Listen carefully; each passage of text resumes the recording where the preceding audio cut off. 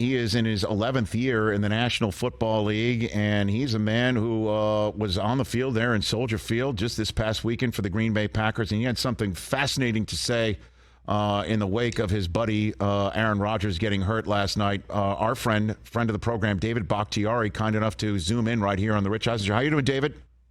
I'm good. How you doing? I'm doing better now that I see you on my screen. I will give you the floor. What's going through your mind today, David?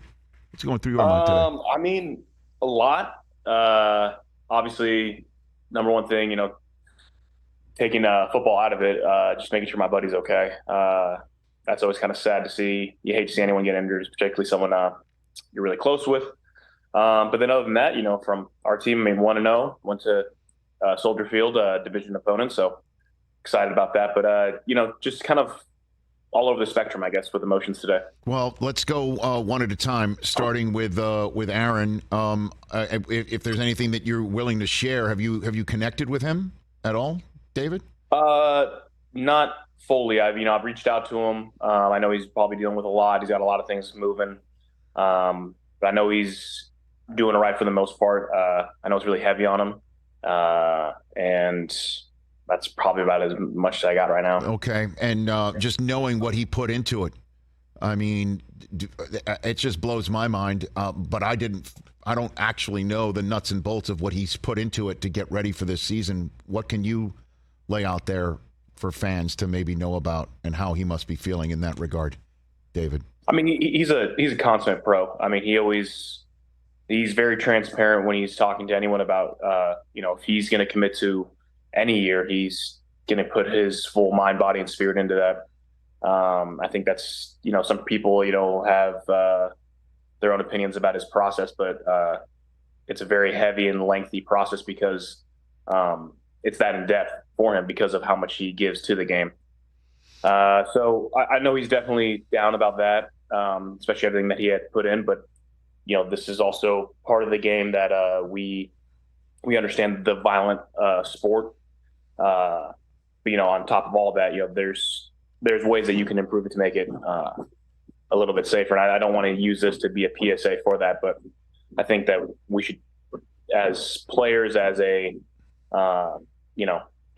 as a sport, we should really take a look at what are we doing to put our players in the best situation to be as safe as possible because of the violent nature of the game as is. Let's not add in anything else to make it that much more dangerous. Well, that's when I reached out to you last night, David, as I saw your tweet or post on Twitter or X or whatever we're calling it these days. And I'd love to give you the floor a little bit more on how, after you watched your friend go down, you mentioned about the artificial turf and how they're taking it up for the World Cup. So why not for actual, NFL games? And you said do better. I'd love to give you the floor to actually put more than 280 characters on it. Yeah, it's just something that's been weighing heavy on me. Playing this game for as long as I have. When I first got in the league, I didn't know any better. I was just excited to play and run around. And I think you hear now with the multiple social media platforms and players actually having more of a voice, you're seeing them voice their displeasure with certain surfaces, not only the current status of that surface, but when it is grass, maintaining a proper level of grass, but also the artificial. I don't think there's a need for it. There's definitely not a need for it anymore. The only thing I can wrap my mind around it is aesthetically pleasing for TV, and it's a borderline. It's a carpet that's nice to put stadiums on, or to put platforms on, so you can host other concerts and events easy and not have to clean up. And it's fits your bottom dollar better. But other than that, when we talk about the game and player safety, and if we keep advocating player safety and the importance of it, it's doing us a disservice. I can say firsthand. Look, you can use whatever numbers you want, and they do skew to show that like grass is safer than artificial turf. And then from a first person's perspective, like someone who's been playing the game for as long as I have, it sucks. No one enjoys playing on it. Everyone's too scared to talk about it. NFL, just be better, do something, be an advocate for us and help us out. I mean, you guys are the ones who keep wanting constructing these stadiums, and look at football for its origin.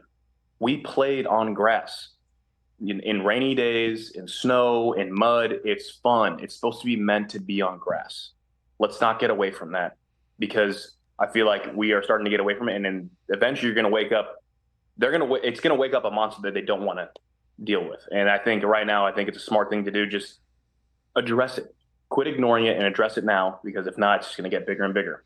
Well, looking at the still photograph of the moment when Rodgers lost his Achilles last night, you can't help but see how firmly planted in the rubber pellets that are popping up his left foot and rest of his leg, how unnaturally bent it is. And it's no surprise that a 39-year-old Achilles tendon might snap clean, as it apparently did based on the MRI that was revealed. How much is this brought up between the players and its Players Association, and then forwarded on to the league? How much of this is a conversation for actual action, David? I think it's an ongoing conversation. I think it's one that the owners don't want to have. And I think the only way they do want to have it is during a collective bargaining agreement. And I personally don't think there's no place for that. Why would you even want to wait till then, is my first plea out there. The second one is, of course, the owners can be like, well, if the players want it, then let's just not do anything and then let's get something for it. It's like, no, this is the betterment of everything for the game. You're making the game worse, jeopardizing all players, but even of that, you have your upper echelon of really what people come to see. And I put Aaron up in there. And then there's a lot of other guys who, I'm not going to sit here, I don't have it off the top of my head of the guys who have been injured playing on artificial turf, but like the quality of the game goes down when you don't have your elite players out there. So why not do what you can? I mean, look what Lionel Messi, any service he goes on to, they're going to usher out brand new grass for him. He is that amazing, and people want to go see greatness. So my whole thing is like, okay, now look at what we do for a living. It already is very chaotic and very violent. Why are we adding this extra element in there? I mean, I think that you said with Aaron's foot, and I felt it firsthand. There's so many times my cleat gets stuck. And guys are always going to, at the end of the day, they always say, we'll use these different types of shoes.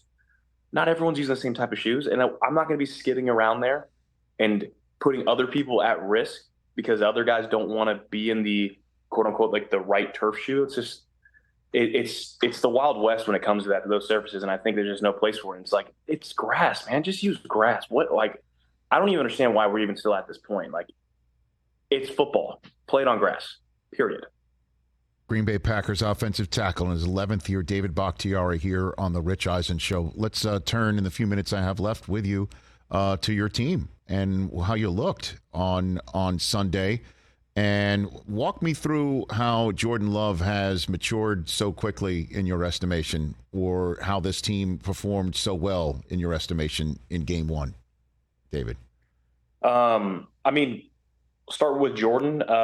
He's in his fourth year, so there's a different expectation for a first-year starting quarterback when you're in your fourth year. We know and we understand the talent he has based on where he was drafted and coming in. So he's had 3 years to sit and really understand, master the offense, take his time, fine-tune some techniques at the quarterback position. But that's kind of what I expected to have out of him being out there. And that's, I think, at least the expectation moving forward. And then talking about our team, it's a good football team.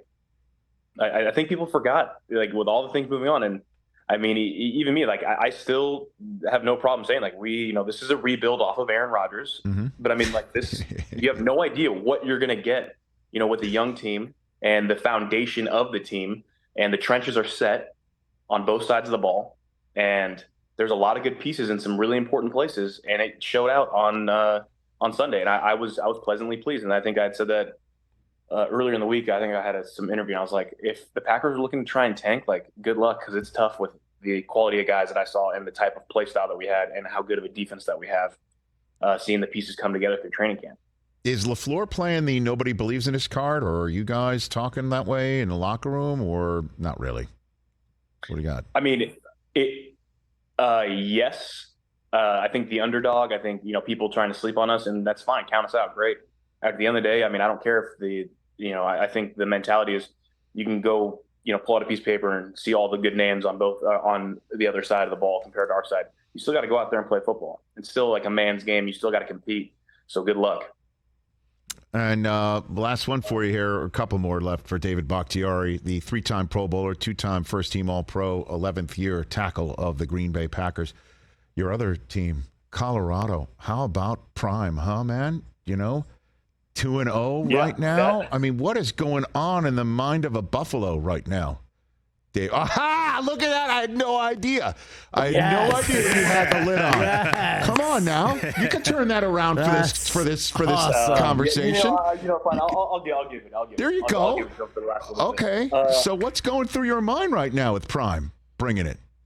I mean, I'm excited. I've been obviously that being my alma mater and not being able to talk about them very much because there hasn't been very much going on. Yeah. Has been tough. But I mean, seeing the energy and pretty much when people had asked me, what do you think of the signing of Prime, all this and all that, I'm like, Deion, I got it. He's a walking culture. And I mean that in the utmost respect. He is a culture that comes in and brings in a type of culture, and he turns boys to men. And you can hear it. And I heard in a lot of his speeches, and I was a big fan. And the last question mark that I guess, or check that the box that needed to be checked for me was, you got to go out there and you got to play football. You can inspire any type of man you want, but you got to go out there and play. And as of right now, when I've seen 2 games, I mean, I'm drinking the Kool-Aid. I'm signing up. I'm all in now. I love it.